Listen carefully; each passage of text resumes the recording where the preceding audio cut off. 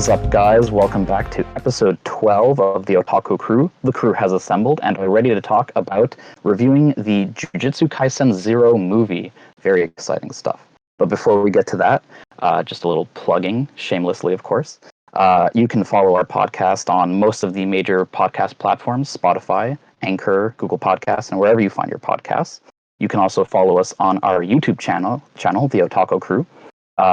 Be sure to smash that like button, subscribe, and leave a comment in the section down below. We always love talking to our fans and seeing what you guys have to say on our opinions of everything anime.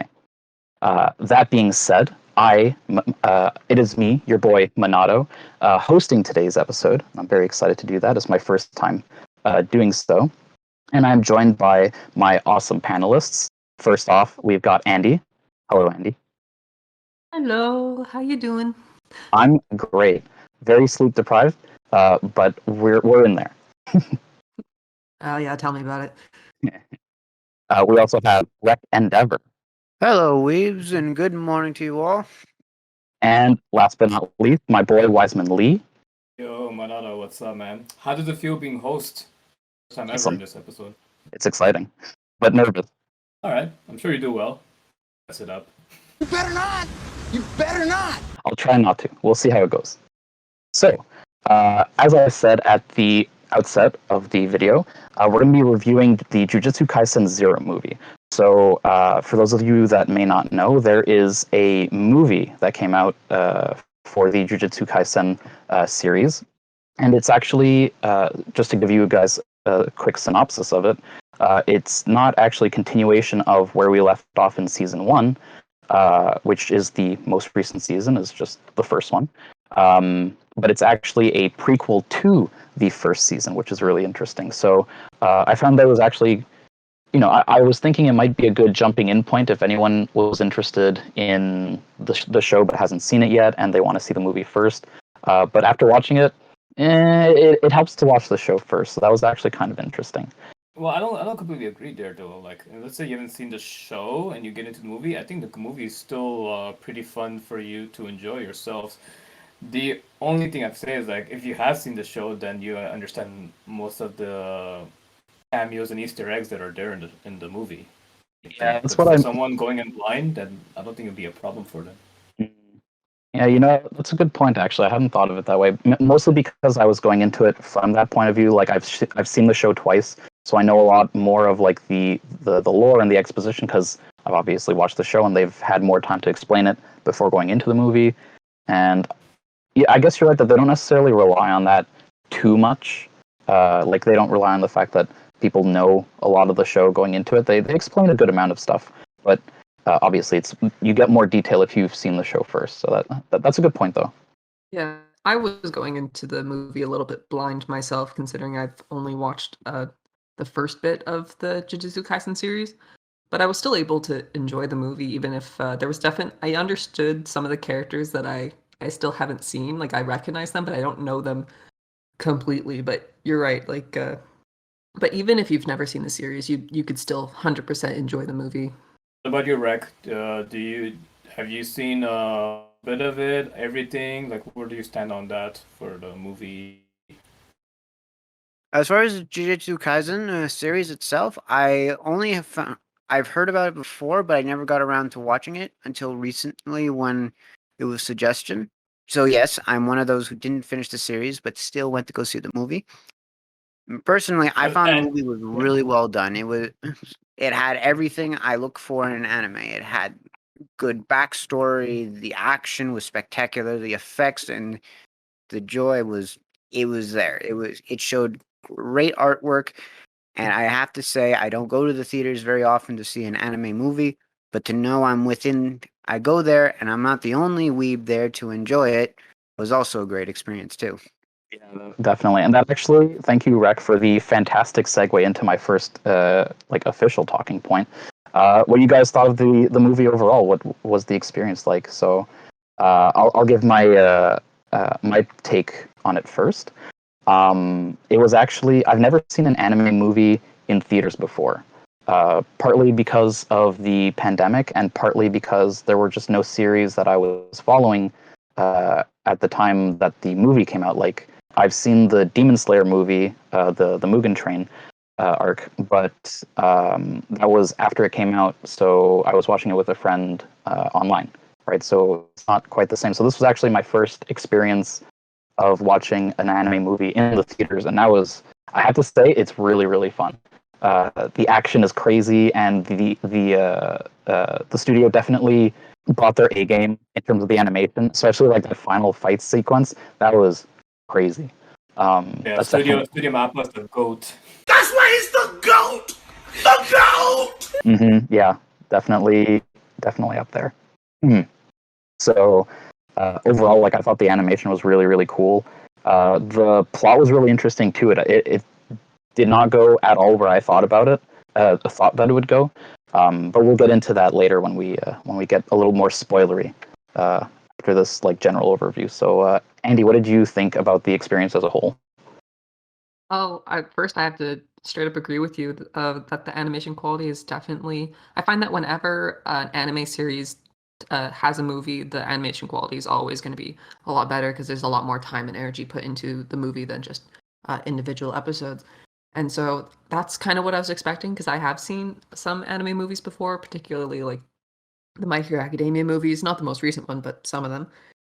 And so that was the only expectation I had was the quality, but when it came to things like the story, which I know we're going to talk about later, I did not know what to really expect. I had very zero expectations, and I was just pleasantly surprised about how high energy the story was.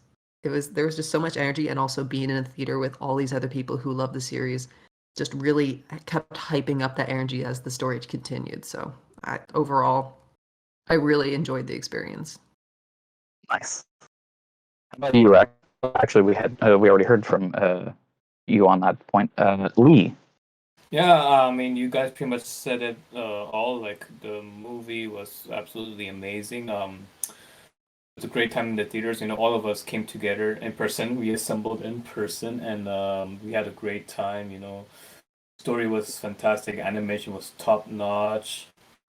What's it called? Yeah, even the music in the movie. You notice the music was pretty good too. Like, Yeah, I really like the score. yeah, great quality, great music, and like we said, like for anyone watching the movie without having to go and without watching the series to go into the movie, you know, I don't think he'd be completely lost. Like Rex said, he watched half of it, and I don't think he was completely confused. He knew some of the characters already. He was familiar with the world, so If it's a I may movie. add, It's a movie. It's a movie that must definitely be seen, and it's doing well, great in the box office. So I'm happy our weeb community is supporting the movie. Yeah, same. What were you gonna say, Rex? Sorry, Rek, Rek, you were gonna say something.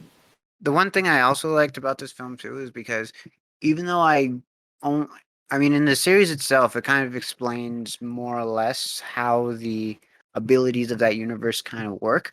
But what I was also happy about was with this movie, even though it's a prequel, it still kind of gave me like an idea similar to how the series presented it. So even if I didn't watch the series and only watched the film, it still gave me enough information to be able to understand what goes on in that world and how their abilities work and how they can progress, evolve, all that stuff within the short time frame.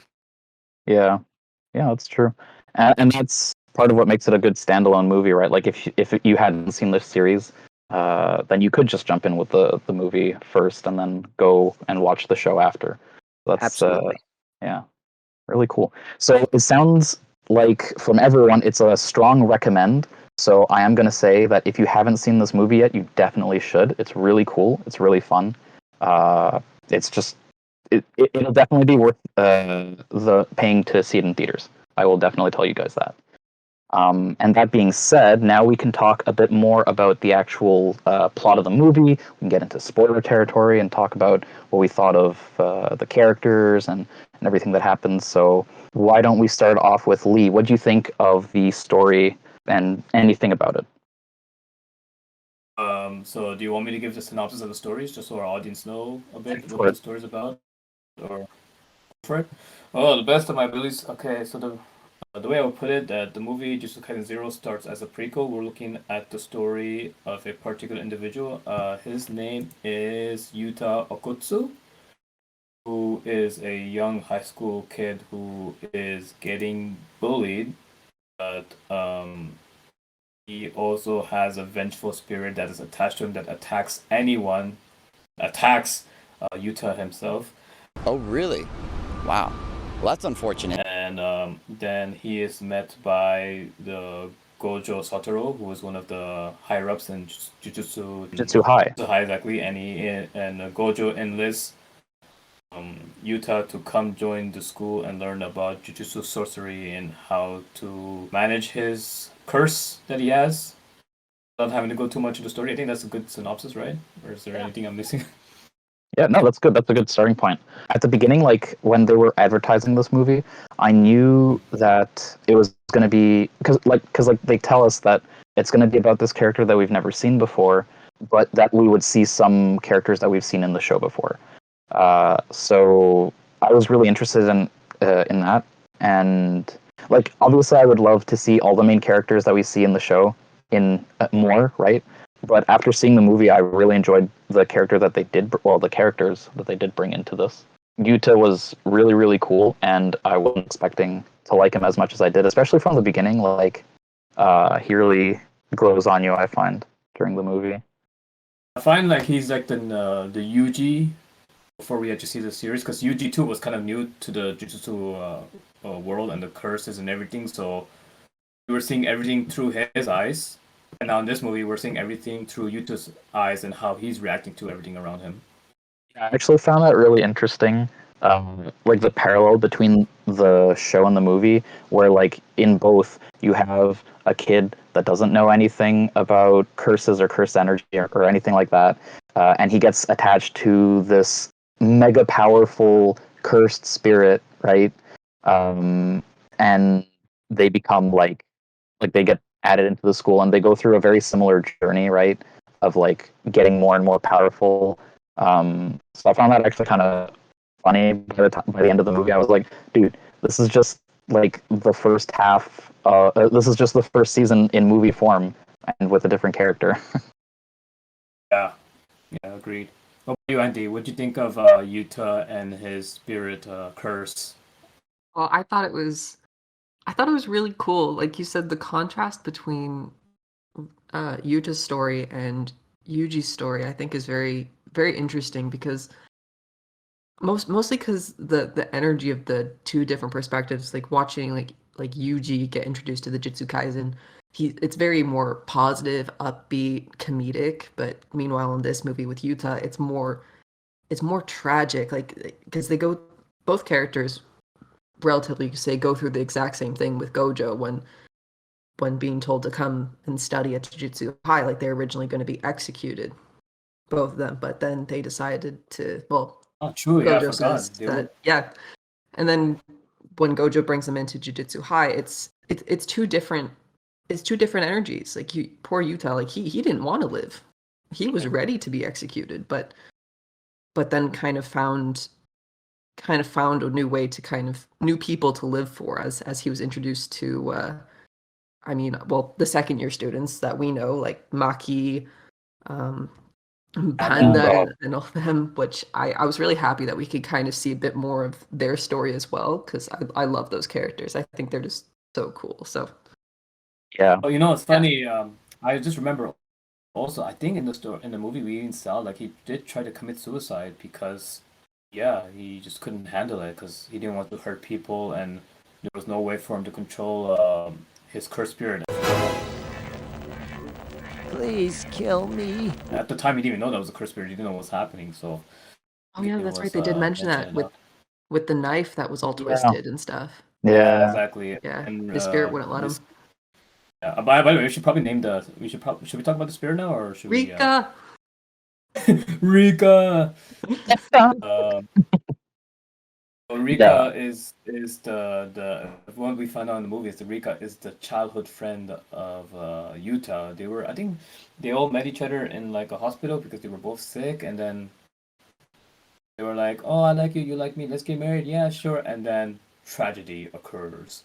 Mm-hmm. Yeah, I feel a little bit more emotion in that because I feel like that was tragic. They were betrothed as children. They promised each other, had promise rings and everything. It was so cute. Promise ring. Yeah, it was adorable Yeah. and sad.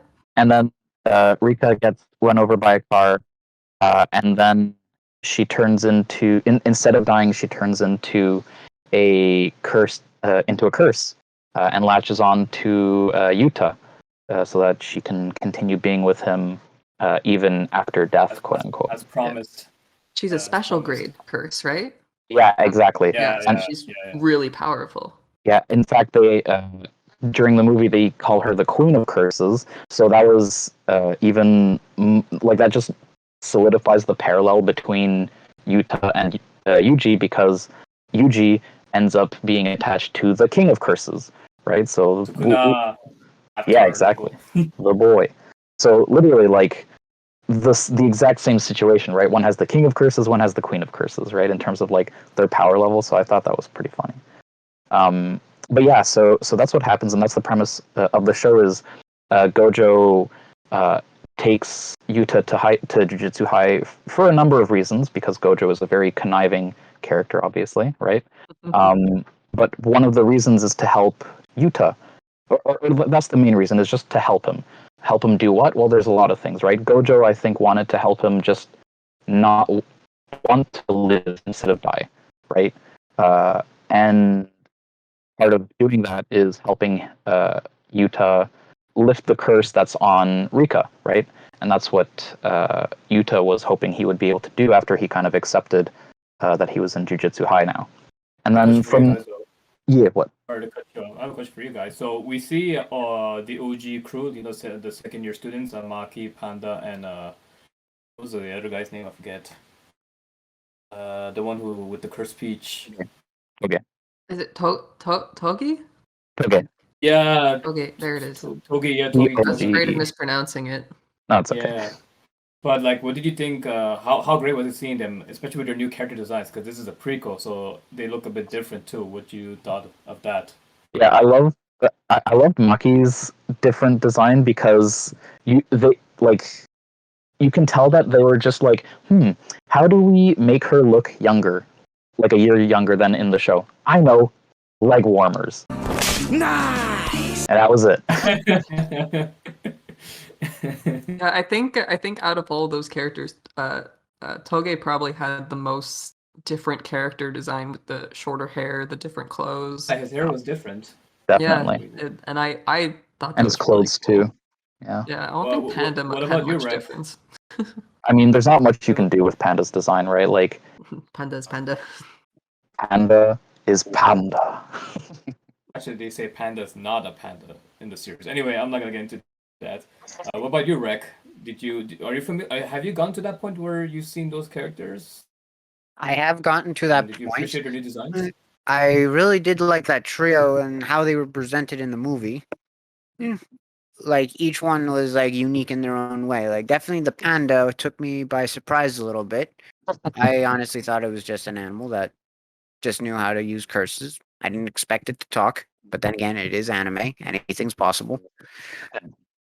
I also like how you see the panda as like this massive. He looks innocent at the beginning, but then when he gets into a fighting spirit, he's like deadly. But even besides all that, he has that awkward sort of, I don't know, like the dad vibe a little bit. It His art does. style changes when he fights, which is really cool. Yeah, like it goes from innovation to full god power when he like changes his form and all that. And almost goes JoJo in my perspective. I don't know. It's like more That too. detailed. That also gave a bit of a You can see JoJo that. vibe. I also like how the other character who barely talks, he just says like recipes to as like sentences, and somehow everyone understands him when he is talking. Like Almost everyone. mostly everyone. Like I'm definitely not one of them because I didn't understand a word of what he's saying. I only got the small hits here and there of like agreement and whatnot, but as far as like what he talks about, I had next to no clue. And everybody can hate on me Yeah. for not knowing what he's talking about, but No, I I don't. mean, That's the they point. explain All the I know, reason he why. likes fish. Yeah, well, there's a reason they explain why he can only talk in ingredients because of his Yeah, because of power, his his curse. speech. His speech He curse. talks Or to I forget the if he term. talks in no, but it's a cursed speech because if he talks in plain words, he's gonna mess up his throat, and then he might accidentally curse someone else too. So Yeah. it's a double-edged sword. It's a powerful technique, yet can't really He can also cut himself. be careful with it. And as for the third one, yes, I found her character was like extra unique. And when I found out her backstory, now I fully understand why she's always so tense. She's always so like how she is. The character development in the movie and the series itself, like everyone is given like they're not just there for no reason. It's not like a like one of those anime series where they just throw in whatever they want and then forget about them later. They actually like give a good amount of depth. Mhm. Yeah, and that's one of the strong points of JJK as a whole is the characters. They make room to flesh them out pretty well, which is nice. They're all very unique in their own way, and I think that's really fun. And the running gags as well. Panda is my favorite running gag, and will always be my favorite running gag. How no one knows why Yeah. Panda's there and how he's able to talk. Yeah, well, it does get explained in the first season at some point, but you guys might not be there yet because it's a bit later. I'm not there yet. No, That's actually, I did want to ask because Maki's backstory. Do they explain her backstory in the main series, or did we just hear it in the prequel? No, they explained it in the to an first season extent. too. Yeah. All right, gotcha. Yeah, I really gotta get on that. That's all right. Don't worry about it. I mean, to be fair, like they actually repeat a lot of what they've said in the first season in the movie. I guess to make sure that it can be a standalone experience where you don't go into it and you've missed all the exposition, so you don't know what the heck all these characters are about, right? Yeah, that's really good. I didn't realize that, but yeah, that just goes to show another reason why you don't need to watch the series in order to watch the movie. So then moving along in the plot, right? Uh, you know, Yuta goes through a training arc, right? He's getting better at harnessing Rika and the energy that she has to be able to fight curses, and he gets closer to his classmates. And then we get introduced to the big bad, right, of the series, actually, which took me for a loop because I didn't think that we would see the guy from the first season, who is the main bad guy, actually get fleshed out and see as much as we did about of him. Like I didn't think he would be so front and center when he was actually pretty. He took a big back seat in the first season and was doing things sort of from the sidelines. Whereas here he was like the main villain. Like he was the main threat, which was really interesting. Yeah, well, I mean, he was shown in the trailers if you were to watch them, but I don't watch trailers for things. Okay. Well, like, yeah, he actually did more in this movie than in the series because, like you said, he was in the back burner. Yeah, I mean, I did like the big baddie in the movie too. His name is Geto, right? Geto. Yes, Oh, yeah. Suguru Geto. Satoru Gojo, yeah. So we knew. I mean, you guys will find out the show, but he was close with Gojo Satoru. They were like best buds, and at Yeah. one point they had a difference of opinion. Geto's viewed the world a different way, where just the sorcerers to be on top, and that the humans are below us, and that we should be worshipped as gods and whatever. It kind of gave me Magneto vibes. We talked about Yeah, this too. definitely. It kind of gave me Magneto vibes. I was like, oh, this guy is just looking out for his brethren, his other Jujutsu sorcerers. Yeah. So I actually found that motivation kind of boring because it's been done a lot, right? Like, oh, we're special, so supremacy, right? Like, it's not a very innovative motivation. But the thing to remember, I guess, is, and especially with the way that the movie goes, leading into the show, like his motivations might actually change going from the movie to the main series. He might actually have a change of plan or something, because we don't actually know his motivations overall in the show. Like they're not explicitly told to us like they are in the movie. So I kind of wonder if it's going to stay that simple or if it's going to evolve into something different? I'm really curious. But yeah, that is what happens, and that obviously leads to a conflict, right? Because Gojo and the Jujutsu High people. I mean, the whole point of Jujutsu High is to protect ordinary people from curses, right? Because they can't defend themselves against them. Training sorcerers to be able to do that and become guardians of normal society, right? And Geto is completely against that and wants to amass forces that can then wipe out all ordinary people so that there's only Jujutsu sorcerers left. And so he takes a specific interest in Yuta, and this is sort of like his end goal of the plot in the movie, is Yuta is actually very, very special in that it turns out it's not that he is cursed by Rika, but actually he is an immensely powerful Jujutsu sorcerer who just doesn't know how to control his cursed energy yet. And no, I think the big twist was that he's the one that cursed Rika. What a twist!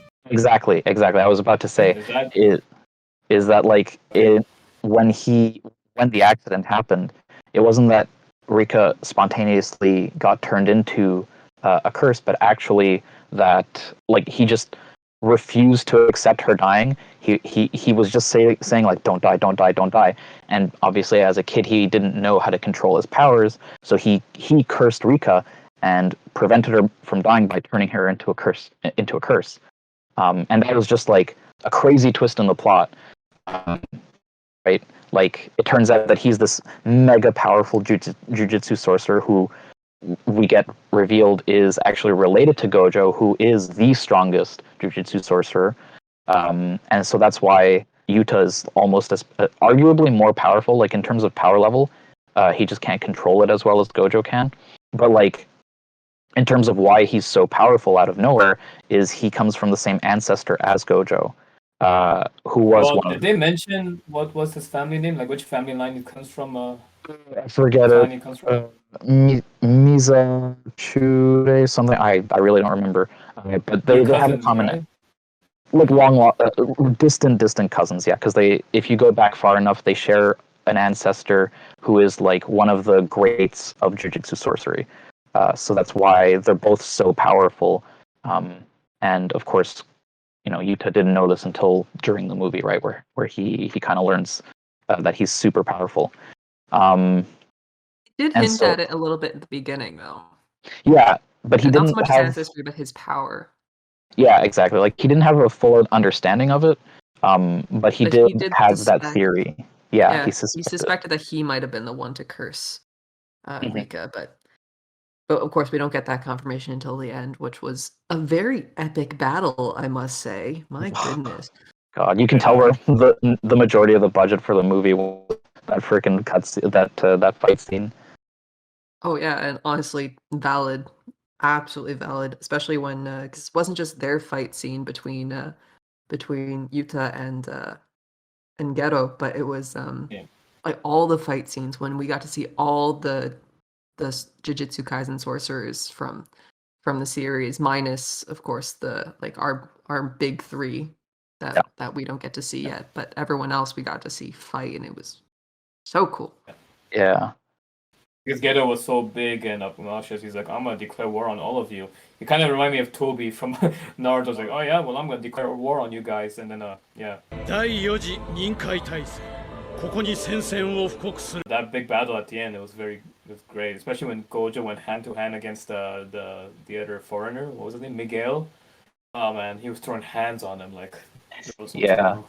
Yeah. Can we talk about Geto's posse that he brings to declare war? All these like rogue sorcerers. They're very interesting. More about Geto. He's so interesting. We all fell in love with Mr. What was it? Nipple Man. Yeah, Heart Nipple Man. We only got to see him for a good, like, maybe 15 seconds, but we all fell in love with this guy. Yeah, Andy, he's like another JoJo character, no? Oh, absolutely. Honestly, that is a JoJo character. 100%. Just walked into the wrong anime. Yeah. Yeah, there were like a lot of, which I'm sure we're going to get to see a lot more of in the future, right? Like Miguel, we know we will because during the end credits scene, just to jump ahead, we see him and Yuta chilling. So we know that we're gonna see Miguel, the Mr. Braided Hair guy, down the road. What do you think the post-credit scene meant? Because I thought that was to tease maybe the second season coming, or is this like another movie that might show up? Go there after, I think, because we gotta summarize the rest of the plot before we get to that point. All right.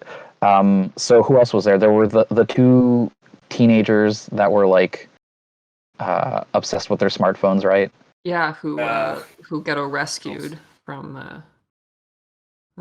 being Ghetto. captive as Yeah. kids, and so wow, they have a really tragic it reminds me backstory. so much of it reminds me so much of Magneto, because Magneto, he would have done that too, also to his fellow mutants. He'd be like, yeah, I'll protect you, come to my paradise, etc. Yeah. I know, like, Yeah, as true. bad as he seems, he does have a bit of humanity in him in that one particular scene. Mm-hmm. All right, he has a heart. It's just twisted. Yeah. Who else was there? There was obviously Heart Nipple Man. Who Yes, else? Heart Nipple Man. I can't remember. There was a guy with a whip. Hmm? There was a guy with a whip. Oh yeah, the hair whip. Yeah, that's Miguel. Okay, we went over that. Yeah, Yeah. Miguel was probably yeah. like the most powerful out of them, minus like outside of Ghetto. Yeah, it seemed like it. I mean, he was able to keep his own against Gojo, so that tells you something. Yeah, that was one epic battle right there. I liked that Mhm. one too. We saw the Kyoto school also, the other students from the Kyoto part. Oh yeah, that was awesome. Toto, my best friend. Best of friend. Best friend! Except he didn't have his best friend yet. Oh. That's okay though. That But he was in a hurry because he had to go see his idol. There was a special episode showing up on this series. exactly. That's why they didn't give him much screen time. He was just like, dude, I can't stick around for too long. I got places to go. For Rek and Andy, I'll let you guys know Toto is he's one of my favorite characters because But you he's just find out in the hilarious. series, but, like, I don't want to spoil too much, I've but in the seen series clips. he has. There you go. Yeah. Andy knows. Oh yeah, I've But it seen was the cool fight seeing them. scene. It was cool Oh, seeing yeah, them I was- again, the Kyotos. I think my favorite part about Toto coming into the movie was the audience's reaction. Everyone was so happy. They were ready for it. They saw it come in, and that was cool. Yeah. Well, you got to say something, Rick? No, I'm disagreeing. Like, they're pretty cool and all that. Mm-hmm. Yeah. So we do get to see a lot of different characters in this, but obviously the final showdown is between Yuta and Geto, and honestly, I thought that Yuta was going to get his ass whooped and that he was going to die, and that Rika was going to get because Geto has this ability to absorb curses, right, and use them as his little minions, right, like his little demon Pokemon. And he wanted Rika because obviously she is the queen of curses.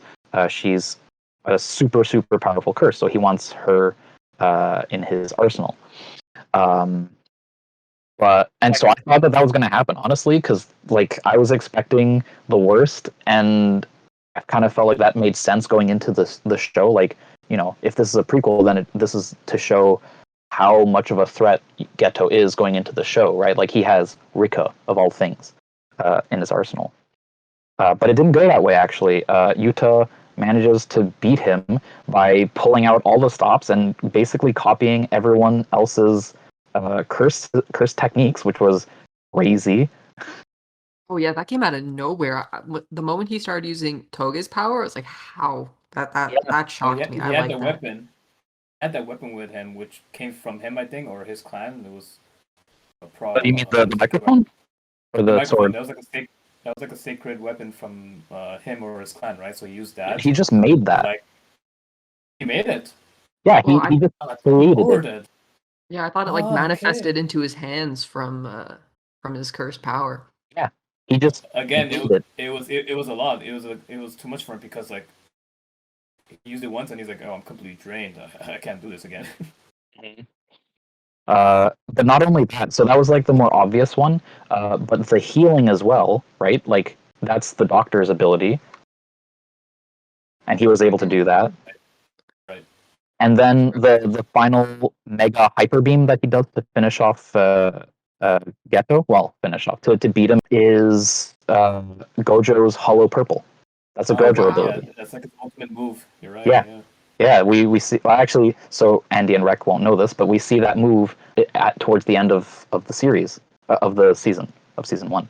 Just all of a sudden, Yuta's just copying everyone else's abilities, right? Just to show off, I guess, how freaking busted he is. And he does actually manage to beat Ghetto, and he accepts.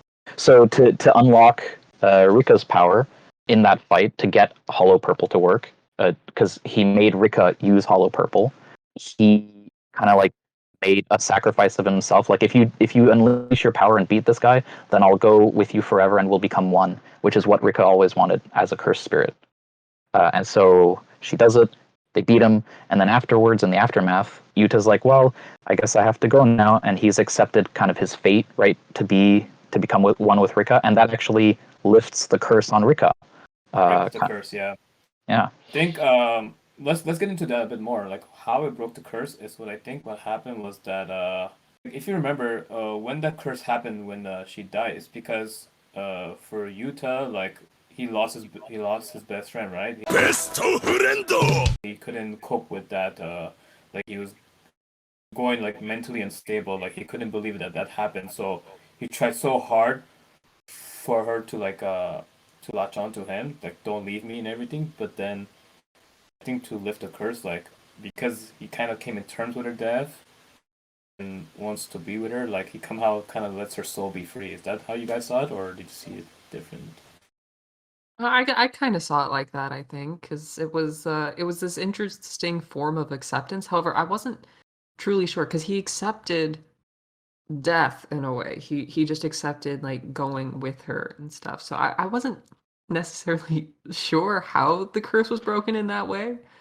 Maybe, but I think you're on the right track. I think that makes sense that there was like some sort of acceptance with maybe his power. I think maybe had more to do with it because he was finally like coming in tune with his power, and maybe that was able to kind of help lift the curse off Rika because it was an extension of his own power. I don't know. It was a very touching scene So, for me. from what I remember them saying in the movie is they said that because he took something from Rika when he put the curse on her, right? And so when he was ready to give himself to her, it kind of canceled out the curse, and that's what lifted it. Yeah, I think I remember that. Yeah. Right, yeah. it was kind of vague, so like there's a lot of ways you can probably interpret it, but I think that's like the gist of what they were going for. Yeah, what do you think about Iraq? Like all of you, there are different opinions on how he view it. How they ended it was, I don't know, it was somewhat predicted, but at the same time, how they progressed to get to that point was very well done. Like Cool. during the ending, like when he unleashes his like ultimate power and he sacrifices his life, I guess I was a tad bit disappointed that he like they took that turn where Rika, when she was the one who was leaving and not him, when he sacrificed his life and he's still alive. I guess I was like, there's a lot of times I've seen that many times over where it's like when the main character does something that would cost him his life and he survives. I just find that's done a little too often. So there was that slight disappointment. But overall, like how it ended, it brought emotion. It brought that goodbye, my friend. Yeah, you're right. I totally agree with Military that. eyed. Yeah, Yeah. yeah. Remember, Because it's a not- shonen. It's a shonen show, so it's kind of like it does the shonen tropes and plot. Yeah, that's true. I think Yeah. what's probably a little different from this specific scene, at least for me, when I found like when it comes to most shonens, like the whole I'm gonna sacrifice my life for the greater good, and then they end up surviving in the end. For this movie, I actually thought he was gonna die. I was almost part of me convinced that he was actually just gonna die in that whole scene. I don't know. I felt that was just a little different for me personally. And I could have seen that too. It was kind of hinted at as like, oh, this might be the end for him, but kind of pulled the rug under us too. It's like, oh no. Yeah. Yeah, I found that funny because, like, going into the fight, we were like, oh man, Gato, like the big mega boss of curses, is gonna fight this like rookie jujutsu sorcerer that doesn't know how to control his power yet. Like, there's no way, right? And then Yuta's just like, nah, it's fine. I'm actually secretly a god. So that was kind of funny. One thing I want to point out. Sorry, one thing I want to point out that if you notice, Geto looked different from the series because he doesn't have that scar on his forehead. Yeah, well, I That's mean, too. I think that's gonna hint. Well, I don't want to give too much spoilers away because I do read the manga, but like that gives an indication on what happens to Geto later after the movie. Like, yeah. So what happens during the movie is Hollow Purple takes off his arm. Like Geto, who is a human in this in the movie, loses his arm in that fight, and so he's like on death's door. And then Gojo finds him, kind of trying to like recover, I guess, or just like resting after that huge fight. And Geto's got nothing left. Like he's on death's door, and Gojo, they talk, and then Gojo kills him. Like he kills but him. do you think? But here's the thing: do you think he killed him, or did he try to save him? Because remember, it's his best buddy, Maybe. and I don't know. like we don't know what happened afterwards. Did Gojo let him die, or did he actually save him somehow? Like We don't know, man, because it does happen that off screen. exactly. It always happens off screen. But the thing is, at least they had their one-on-ones. Like, hey, man, Yeah, I get they had a bit of a where you were coming from, but in the end, we're on totally different sides of this topic. yeah. So they do have a heart-to-heart before something happens. You kind of assume that Gojo does end up killing him because he kind of has to, but I mean, those that know the show know Gojo, and he is anything but predictable. That's kind of how it ends off. Is we think that Geto dies, but that is weird because then when you go to see the show, Geto's in the show, and the show happens after the movie, and he's alive, or in some way, right? Like he's moving around. He has his arm, but he also has like a scar around his forehead. So like he looks a little different. So we don't really know what happens between that last scene of him on death's door and what happens in the rest of the show. So that's We can only assume. Yep, Unless exactly. you're reading the manga, then I don't know if they Then you explained know. it already. Um, But so, do you guys want to start talking about the end credit scene? Absolutely. Because my biggest question for the end credit scene that I think will the best tell me what's going on is when does it happen? Like, what part of the timeline is this end credit scene? What do you guys think? I know the I think it's answer. still after the big battle though. But the thing that kind of confused me is why is Yuta hanging with Miguel? Because I thought Miguel was the bad guy. Like he was on Geto's side. He was one of his crew, and then they were fighting on that. They were fighting against each other, and now all of a sudden Miguel is helping Yuta. From what I got it, and I'm like, whoa, how did the switch happen? Like, I thought Yuta looked a little older in the end credit scene. Like I thought his hair was a lot longer. It was more covering his face. So I wouldn't be surprised if this felt like it was maybe a few years after the battle. if I remember correctly, in the show also they did say that Yuta was going overseas for studies. So maybe that post-credit scene is taking place around that time. So that means Yuji there you go. and the big trio has already joined, and then Gojo comes to see them, and I forget what he said. Did he need them for another mission or something like that? So you hit it on the nail on the head there, Lee. Technically, going into the movie, you don't know who Yuta is, but they actually do mention him just one time during the show. That there's another second year, but he's overseas training, and that ends up being Yuta. I mean, they mention him by name, but it doesn't. If you don't know the character, it doesn't stick, right? So you go into the movie a year later, and you're like, oh, okay, who's this guy, right? But it turns out they actually mentioned him in the show. And yeah, he's there in Kenya training with Miguel. Miguel has flipped sides, and I can tell you the reason for that because a friend of mine that read the manga told me. Jujutsu Zero is actually based on the pilot for Jujutsu Kaisen, which the manga creator made first, and then he kind of instead of like when Jujutsu Kaisen got greenlit, he went with the story of the first season to start it off, but he didn't want to get rid of all the characters and the world building that he had done, so he kept that as sort of like a prequel thing, which eventually got turned into the movie. So actually, Jujutsu Kaisen 0 got written first before the Yuji stuff, and so it got edited a bit going into the movie, right? Because it got updated after he made the show and the proper manga. The reason Miguel flipped sides is because Miguel is the one character that the author liked the most out of Jujutsu 0. So he was like, I want him to be a good guy now. I don't want it to just be a bad guy and die. So that's why. Well, I kind of find that lame though, because I thought maybe Gojo would have maybe persuaded him to see on his point of view, and then Miguel would have switched sides. If you're saying the author just randomly took him because it was his favorite character and switched him up, then that's kind of like, well, okay, that's just I mean, kind of that's biased. what I don't know. writers do. You like a character so much, it's like I could kill you, but I'm gonna keep you for a little bit. Yeah, I You know? guess. And meanwhile, because isn't Gojo like? I don't know if I heard this right, but the writer actually doesn't like Gojo. Oh, I don't know about that. Okay, I 'cause don't I know thought about I that, heard someone but I know that said somewhere all the that girls he's not his simp favorite for character. Gojo. Oh, of course. Have you seen him? Oh, he's gorgeous. You seen his eyes, man? Those Speaking of eyes. Gojo, his Nice character color. design was also different. What?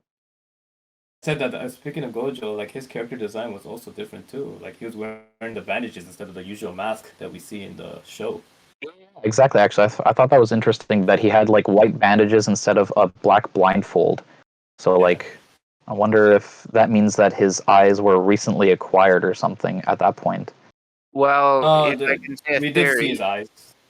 because this Sorry, Red, go on. movie was considered like a prequel, at the time bandages was all he needed to, like, I guess, kind of hold back his energy. But after releasing it in that battle, he might have needed something a little stronger to like conceal his power.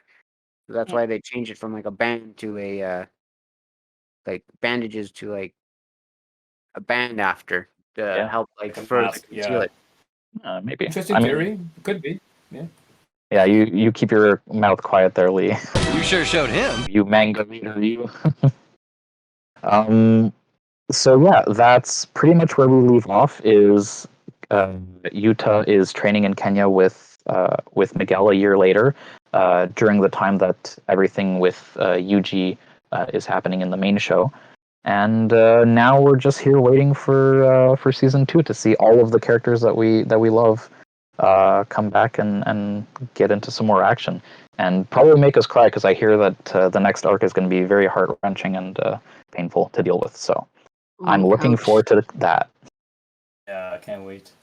Yes, depression. Hello, darkness, my old friend. I've come to talk with you again. So with that, I think that we've talked all we can about this movie, and I think just how long we talked about it shows how much we enjoyed it. Before we close it out, do you guys have any parting shots to put out there? Any remarks that you want to end off on?